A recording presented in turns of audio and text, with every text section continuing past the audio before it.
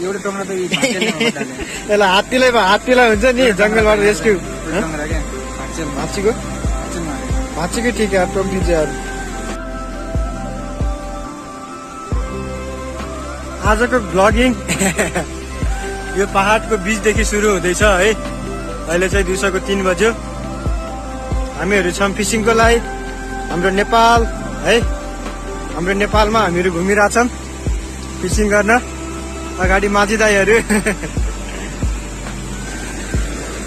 Point सोइन्ट सब जाने भयो मेरो त। ल यस्तो चिसो पानी ओ माई गॉड।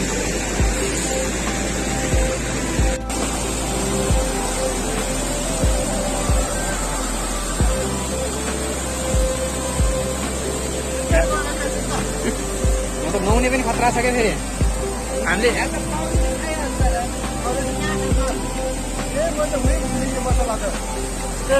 दिमाग खराब।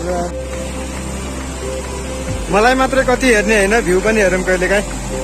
भ्यू चाहिँ यस्तो छ, पुरै दुध कोसी जस्तो देखिरहेछ होइन, दुध जस्तो।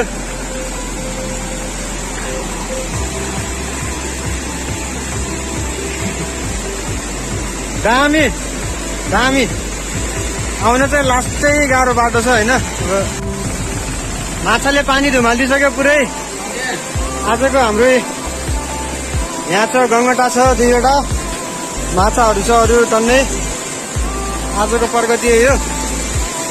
लोटियो पनि थोरै। यहाँ चाहिँ पहिला हामीहरू नुहाथ्यौँ एकचोटि यो ठाउँमा।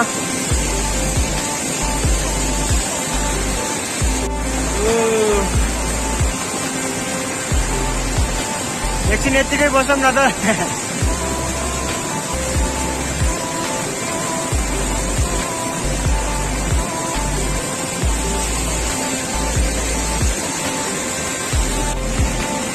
फेरि पनि बल्छी अड्किसक्यो मेरो। अघि एउटा अड्काए,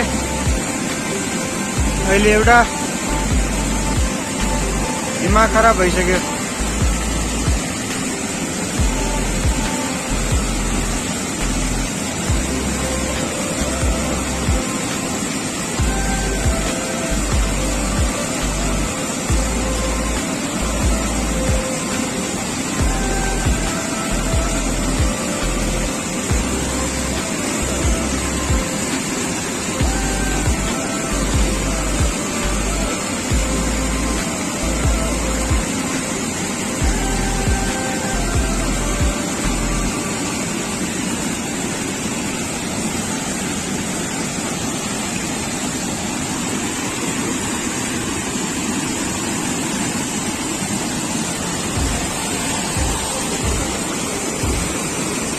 sir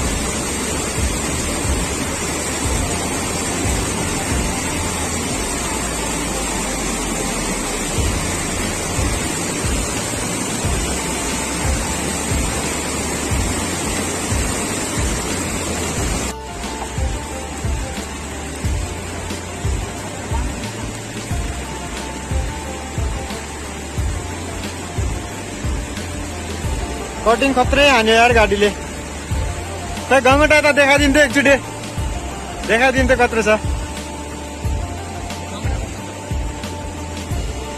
oh my God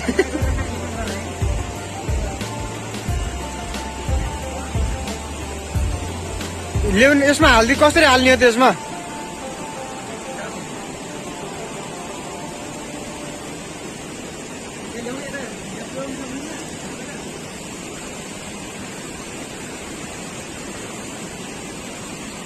What is this?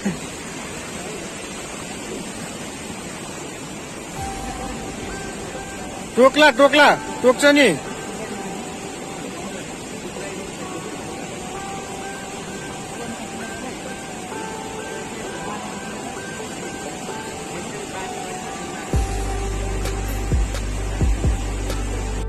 एउटा टोक्रा त यसलाई हात्तीलाई हुन्छ नि जङ्गलबाट रेस्क्यु भाँचीको भाँचीकै ठिक यार टोकिदिन्छ यार खै ए यार यसलाई कसरी लग्ने भन्ने कुरो भयो अब होइन गाह्रो भयो त्यसलाई पुर्याउन त यार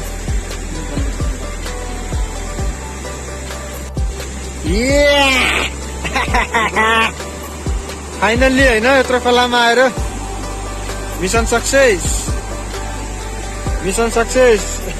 यसले मानेन होइन